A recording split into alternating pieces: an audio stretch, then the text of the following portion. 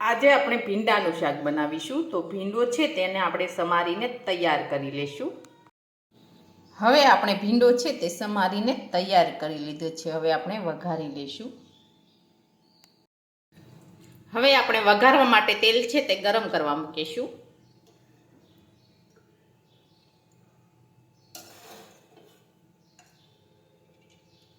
હવે આપણે તેલ છે તે ગરમ થવા દઈશું।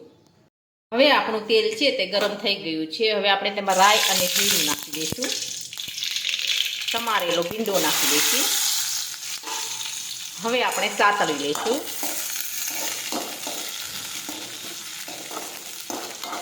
હવે આપણે સડવા દઈશું। ત્યાર પછી આપણે બધા મસાલા નાખીશું।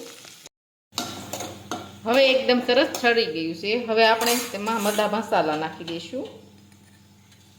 ચટણી નાખીશું, હળદર નાખીશું, જીરું નાખીશું। હવે આપણે સાતળી દઈશું।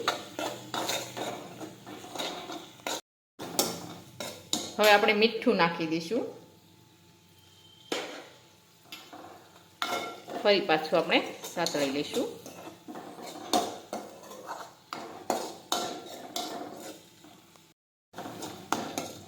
હવે આપણું ભીંડાનું શાક છે તે એકદમ સરસ બનીને તૈયાર થઈ ગયું છે। હવે આપણે ગેસ છે તે બંધ કરી દઈશું। હવે આપણું ભીંડાનું શાક છે તે એકદમ સરસ બનીને તૈયાર થઈ ગયું છે। અને અમારો આ વિડીયો ગમે તો અમારી JK કુકિંગ્સ એન્ડ હેન્ડવર્ક ચેનલને લાઈક કરો, શેર કરો અને સબસ્ક્રાઈબ કરો।